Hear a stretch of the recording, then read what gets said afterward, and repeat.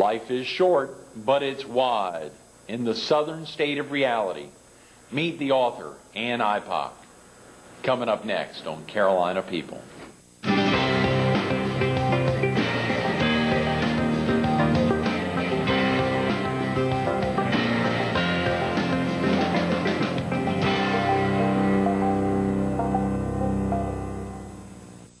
Good morning. Welcome to Carolina People. This morning we're at the Pine Lakes International Country Club, and we're visiting with Ann Ipock, an author and humor columnist and a contributing writer to the Georgetown Times, Sassy, PD Magazine, Strand Magazine, Gateway, and many others. Good morning, Ann. Good morning. Thanks so much for being with us this morning. Thank you for having me. And to think this is such a big week. You've been on other TV shows. You've been a lot of book signings coming up. The book came out a little early, which is huge. Yes. And to think about, I think there's a book launching this Thursday night at Litchfield Books. Exactly. It should be spectacular. What's that like for you, Ann, now, and the thrill of this? Of course, you've already published a book in the past. You've been writing forever. You've got fans. And I think the Georgetown Times, on a regular basis, they publish your picture as well, right? Yes, I have a bi-weekly column that continues to run. It's been thrilling, beyond my wildest imagination. The phone's starting to ring. I'm getting emails. And I can't wait to meet people and get out there and see if they're reading the book, hear their stories, and just go from there.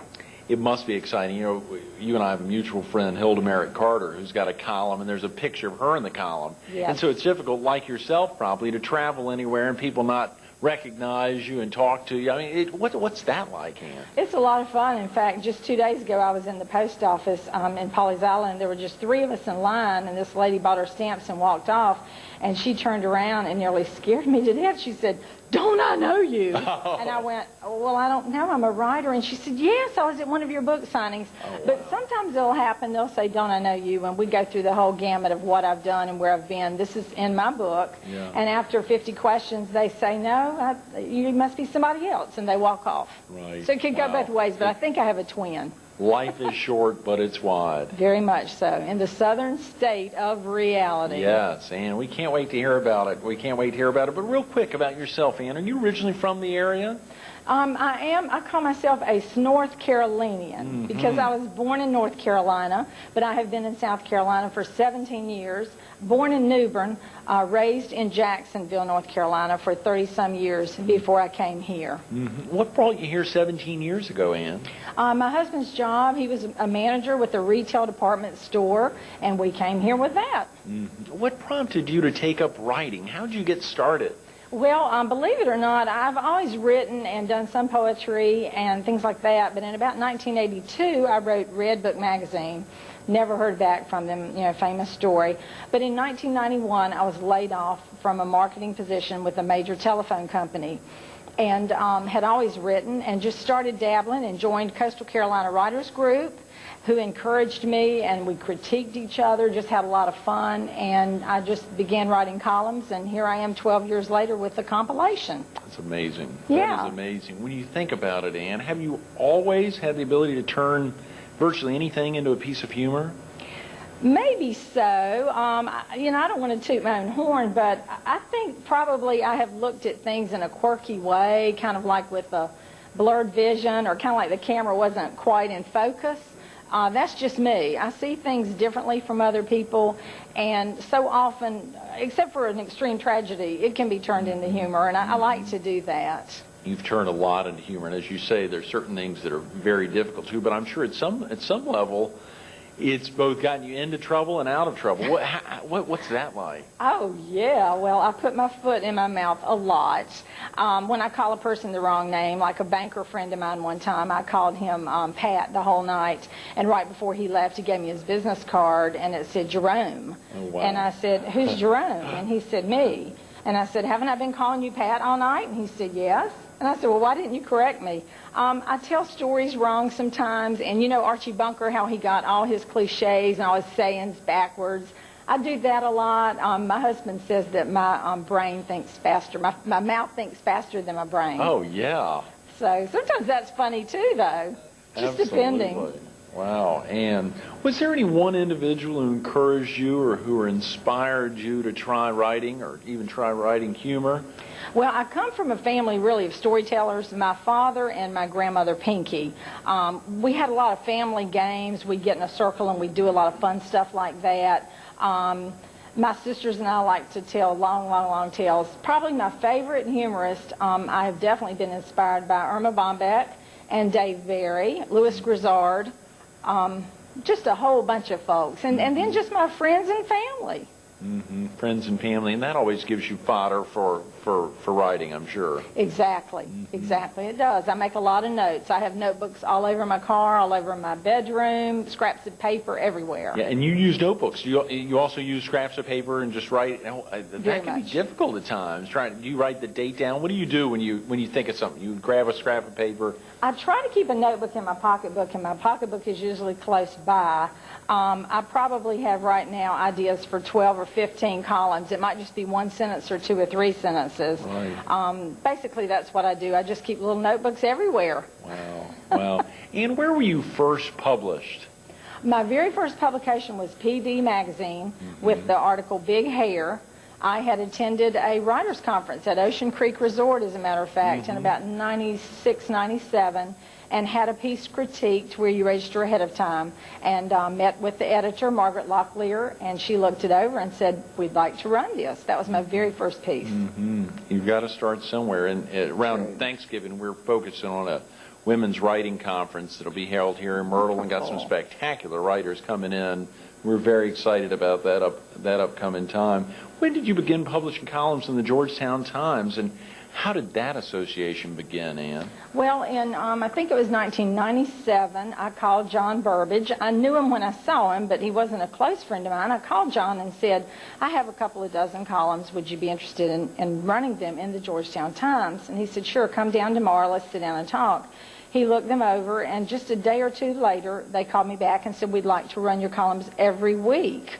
So they ran them every week for 2 or 3 years, and then they did a little bit of rearranging at the newspaper staff, and I now write every other Wednesday. That's where it all started. So was that original phone call, was that an easy thing to do? I mean, was it, that's a pretty big deal to step out and say, hey, you want to carry my column? Well, to ask was easy. My mother likes to say I never met a stranger. Sure, to ask was easy. If he had said no, I wouldn't have been too happy, but I'm still not going to be down too long. I'm the kind of person that, well, that's just the luck of the draw, and jump back up and go talk to the next newspaper. Yeah. Is that something you've instilled in your family members, Ann? I hope so. I hope so very much. Just to never give up, stay tenacious, set a goal, and go for it. I think I do see that in my daughters, and I hope I have instilled that, yeah. We talked a little bit about Pinky and some of the other relatives who've been an inspiration. When you think about where you find ideas for your columns, obviously you talked about just writing on little scraps of paper. I mean, things must come up all the time.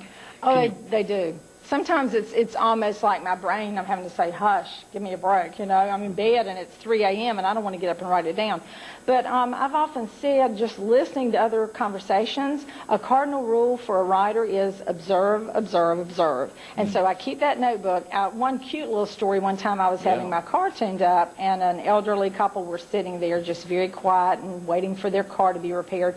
And a man walked in, just very jovial, and jumped up to him and said something like, well, hi, Myrtle, I didn't see you sitting there. And she looked up at him and she said, well, I sit quietly. And I figured that into a column. It was just, I sit quietly was so precious, Oh, yeah. Wow, that is. So the really, grocery store, everywhere you go, you overhear people say.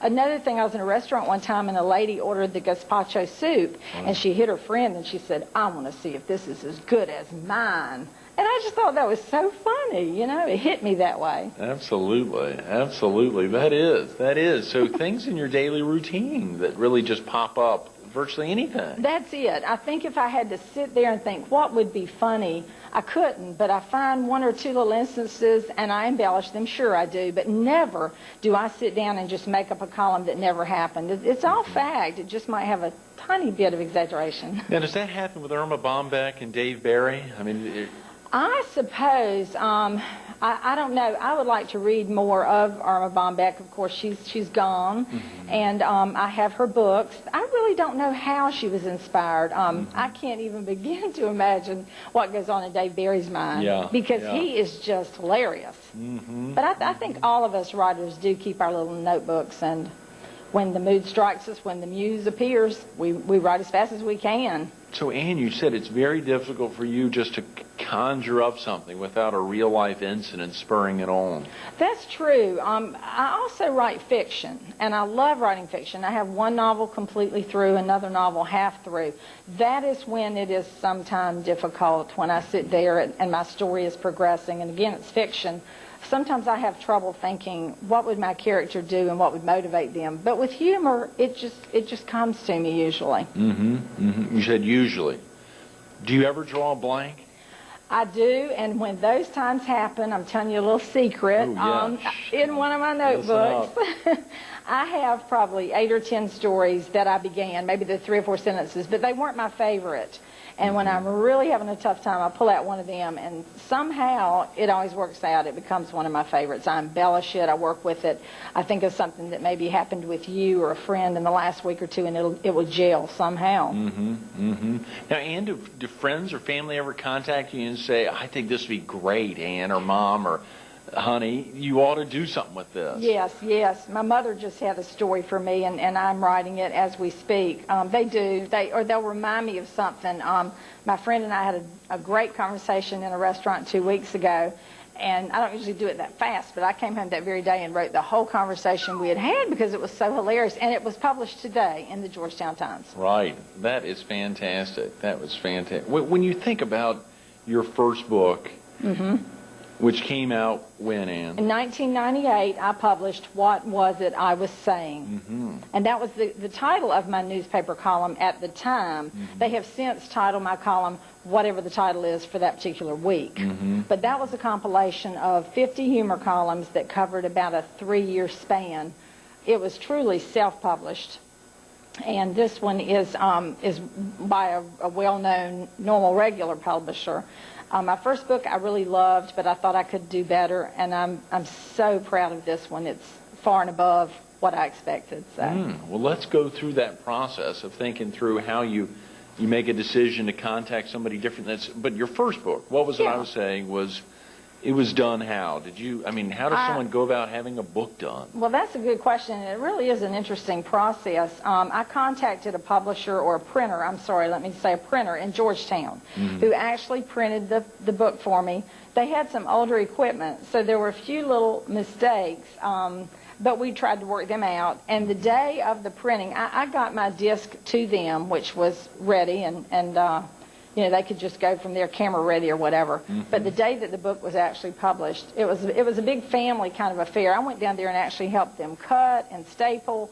It was called saddle stitch, which means it had staples, which means on its side you couldn't see the book. That was probably the biggest detriment to that book. You need to be able to see the spine, and then it's called perfect bound. But I just contacted the printer and said I have a disc, and they gave me some quotes and some ideas for a cover.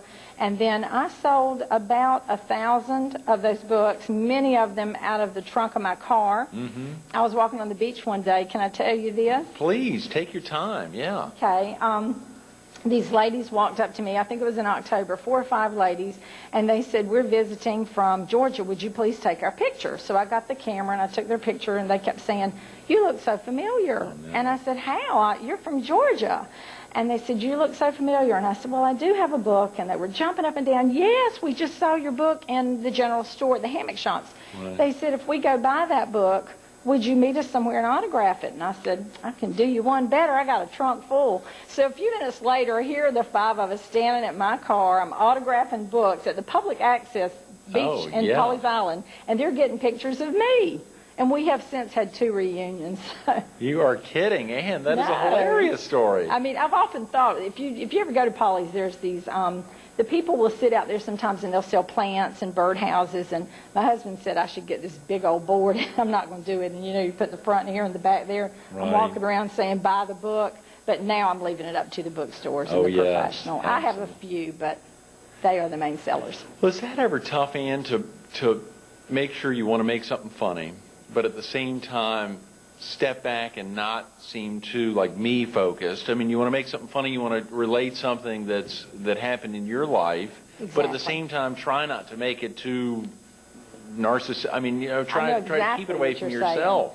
Yeah, in fact, I don't know the percentage, but not that many of my columns are truly about me. There is one about me where I got the mayor's mustache caught in my polisher. I was a dental hygienist, and that was me, and it had to be me and the mayor only. Right. But many, many of my columns are about something that happened to someone else, and even me, kind of like a fly on the wall episode. Or as you said earlier, they'll tell me and I write about what happened to them. That'd be so great to tell that story in print about meeting the ladies on the beach and to go through how they were trying to figure out where they'd seen you. I mean, that'd be fun to write about, but at the same time, it'd be pretty me. I mean, it'd be, you may have done it, excuse me. You may have shared that. And it is hard to do sometimes because I was not raised that way. Right. I mean, in my generation, if you had a big head, if you were conceited, if you were whatever, that was a bad thing. I'm just humble and grateful. Any opportunities that it is a gift if indeed I can write, and I've had so many people to influence me and teach me. I'm learning every day. So if someone was to ask, was that the printing of the book and not publishing at that time? You said it was the printing. Was that your first excursion into marketing of a publication or marketing of a book? Yes. Yes, it was of a book. I have sold all my life shoes for my dad at his shoe store, Mary Kay Makeup, Sierra Coventry. I love to sell. But to actually write it, have my name on it, and present it to the public, that was the first time. And now this is the second time. Yes, that's right. And now's the big focus. And of course, so much is going on right now. And for the next couple of months, highlighting Life is Short, but it's wide in the southern state of reality. Let's talk about that. It's just been published. Is it easier the second time around? Definitely. Plus, I am so much, the product is just more professional, and it's being taken more seriously, and my publisher has had quite a campaign where they sent media kits to 5 different states. Right. I'm hearing from people in Atlanta and Charlotte, and I wasn't used to that before. I focused just primarily on the Grand Strand. That's been very different, and they did a whole press release that I would not have known how to do, like you received. I saw it. It was gorgeous. Yeah. My publisher, I just cannot say enough about them. We've become personal friends, and it's encouraging to know such great people are out there working and working with you and making it happen. Well, I was excited to see the publisher still took the time to give folks the ability to contact you directly. Everything didn't have to go through them. I think your email address was listed on there. I hope we can share that later on, because we want viewers, anyone, to contact you about the book as well as to learn more about you. But that was really exciting to see that. How important are book signings in marketing a book? It's everything. To me, it's everything. I would not want to buy a book that I don't think is well written personally, but some books are being bought just because the authors are out there. And one of my publishers said, one of my editors said, "You're a publisher's dream." But the reason she said that is I enjoy meeting with the public and book signing as much as I do writing. So many writers are, well, they're just a little shy or withdrawn, maybe even a recluse at the other end. To me, that's how I'm going to learn more stories to write and to share with people. So it's extremely important that the new authors, if they're not well known, if they're not John Grisham or Mary Higgins Clark, they've got to have their face out there and push it. Now, if you're a fiction writer and you're not trying to think through new things or come up with new stories, it could be different. It could be, but even a good example on Dottie Benton Frank, who wrote a blurb for my book and has become a good friend of mine, a New York Times best-selling author. She just released Isle of Palms. She has just done, I would guess, a 40-city tour through Penguin Putnam. I had a chance to talk to her publicist, and she was telling me it's the same. You have to get out there and sell that book. So even with fiction, a lot of that. Look at Nicholas Sparks. Right. You know.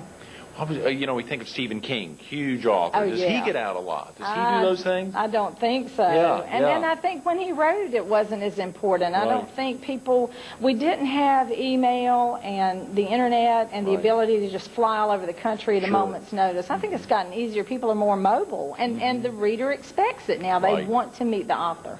So you enjoy the book signings, Ann? I love them. I love them when there's people there, and usually there will be. I did have a book signing of my first book during Hurricane, I think David or one of those, and it was pitiful. It was literally 2 days away from hitting us, and I went to a bookstore, and I watched people in the mall go back and forth with masking tape, batteries, and no book. And I was saying, don't you want to read? Oh, what was it I was saying? They're thinking, I could care less what you're saying, woman. I'm getting ready for a hurricane. Right. Wow. So, yeah, you want the people there. And then there's a certain energy. And I feed off of that energy. So, yeah, you want a crowd. Now, this Thursday at Litchfield Books, I think a number of folks got flyers, things from Tom Warner. He provided his phone number, the 843-237-0973 number. Right. That is something to encourage. That's a real book launching.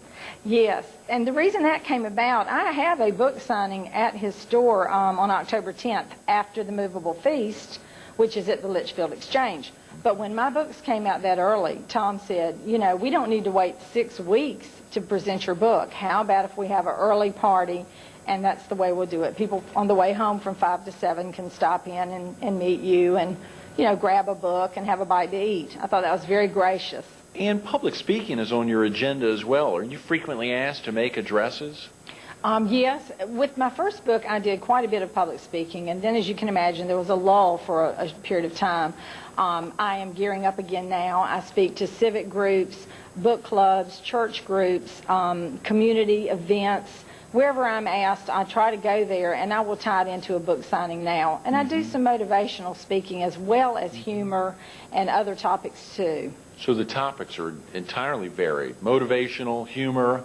Yes, mostly it is humor, mostly 90% of the time. But I feel like with the research, and if it's a topic that I can understand and relate to, I would speak about most subjects. I just want to get out there. Oh, yeah. Are you a member of a community theater, Ann? Yeah, I'm a member of Merle's Inlet Community Theater, and I have done 2 plays there as well as a local church play. Have you ever presented any of your writings as a theatrical production? No, but that is sure a good idea. I'll just have to add that to my list of 99 other things I want to do. Oh, I know. That's right. Excellent idea. Good job, Loretta. Well, what groups when you think about groups you may have addressed, topics that you might present, what are some of those? Well, I spoke to a senior citizens group about retirement many, many years ago. That was probably my first public speaking, where I actually contacted the department store, and they gave me a budget, and we had about 75 people come there.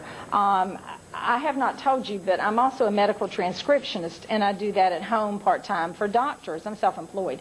So I like to also speak to women and to men too, but especially letting women know that have children at home, that there are other alternatives, that if they feel like they can't work outside of the home, I'd love to be a part of that group too, to help people find ways of self-employment that's fulfilling and profitable. How do you find the time to do all this, Ann? This medical transcriptionist, the 99 things you got to do. I mean, how do you do it all? I don't know. I guess I'm just real high energy. I have trouble sitting still. If you ever see me in a movie, take a picture, because it's hard for me to sit still 2 hours. And that's not bragging or complaining. It's just me. I like to be busy. And my dad said something. I have to tell you this quote that's so funny. He said, have you ever noticed how people that work really hard are so lucky? Yeah. So think about that. I guess what goes around comes around. And I have so many different, diverse interests.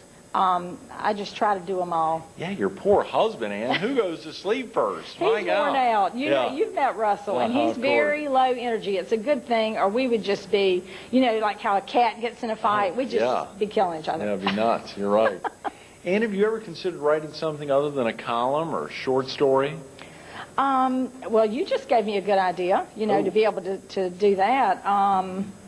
I have worked with some children's books and, as I said, novels. And I guess I would be up for writing just about anything if I felt like I could understand the subject and be in a writer's group that would support me. I think that's very important. And have a community that wanted to read it, sure. I'd like to.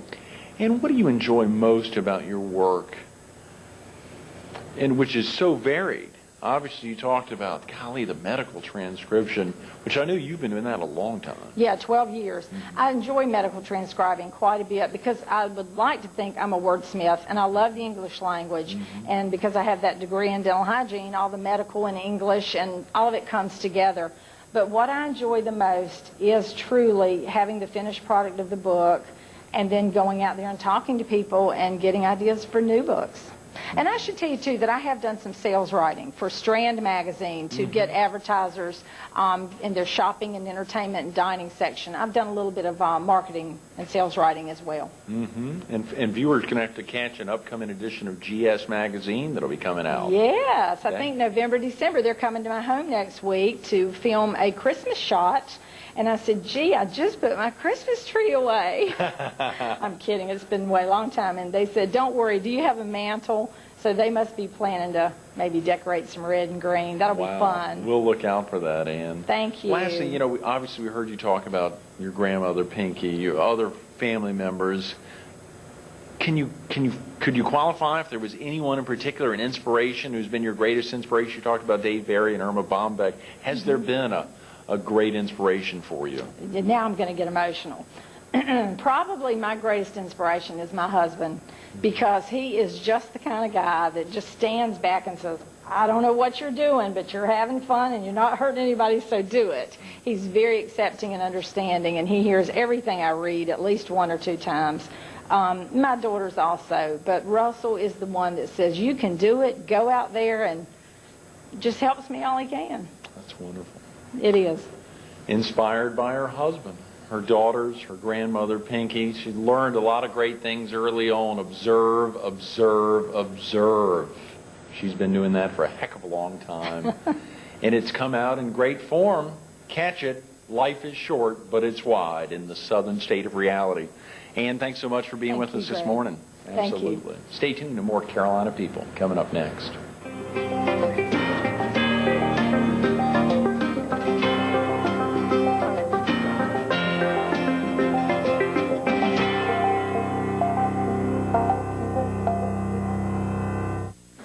You can get Ann Ipock's most recent book, Life is Short, but It's Wide, in the Southern State of Reality, at Litchfield Books and My Sister's Books in Pawleys Island and Harbor Walk Books in Georgetown, or you can visit it online at www.annipock.com.